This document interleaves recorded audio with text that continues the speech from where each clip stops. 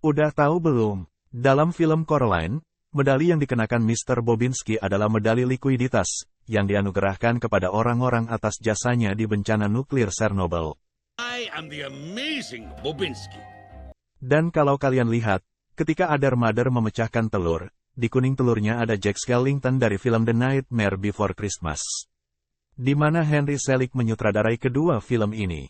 Udah tahu belum? Dalam film Ant-Man and the Wasp: Quantumania, Casey Lang anak dari Scott Lang akan dimainkan oleh Kathryn Newton. Where are we? Berbeda dari film Avengers Endgame yang diperankan oleh Emma Fuhrmann. Emma sendiri menyebut dalam Twitternya bahwa ia mengetahui posisinya digantikan ketika Disney merilis detail film Ant-Man pada Disney Investors Day. Meski tidak diketahui sebabnya, Emma senang pernah menjadi bagian dari MCU.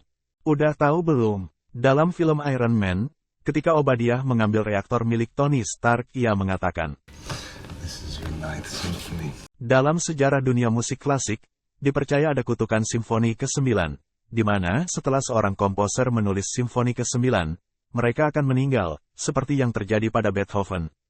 Obadiah mengindikasikan bahwa ark reaktor itu adalah karya terakhir Tony sebelum Obadiah membunuhnya. Udah tahu belum? Dalam series Gudetama and Excellent Adventure, karakter Gudetama terinspirasi dari para milenial di Jepang. Kreator Gudetama yaitu Emi menceritakan, idenya muncul saat ia makan tamago kake yaitu nasi dengan telur mentah. Ia melihat bahwa telur itu lesu dan tidak bersemangat. Ia juga memikirkan milenial di Jepang dengan latar belakang dan pendidikan yang bagus, tapi tidak kompetitif dan semacam menyerah di masyarakat yang kompetitif. Emi sendiri berharap karakter Gudetama bisa memberi kenyamanan dan memberi pesan bahwa tidak perlu berusaha terlalu keras.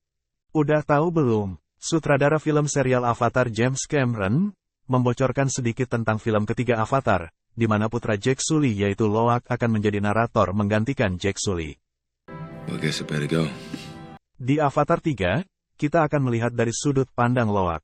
Let's do it. Berbeda dari dua film sebelumnya yang menampilkan pertarungan antara manusia dan Na'vi, film selanjutnya yang direncanakan tayang di tahun 2024 ini akan menampilkan musuh baru dari suku Na'vi yang jahat.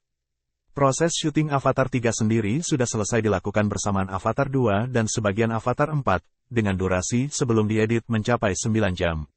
Udah tahu belum? Dalam film Coco, ketika Miguel akan melewati gerbang ke dunia kematian, di sana terlihat kerangka mirip dengan Pablo Escobar, yang merupakan pengedar dan penyelundup obat-obatan terlarang.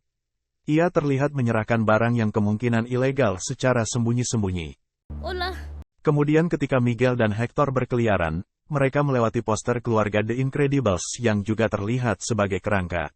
Udah tahu belum? Dalam film Joker, ada karakter dari komik DC yang mungkin kamu tidak sadari. Ketika Arthur Fleck melihat berkas tentang ibunya, ada adegan kilas balik yang menunjukkan Penny Fleck bersama dokternya yang diperankan oleh Frank Wood. Meskipun tidak disebut namanya, tapi dalam daftar pemain, Frank Wood memerankan Dr. Stoner. That's what you called me on the show. A joker.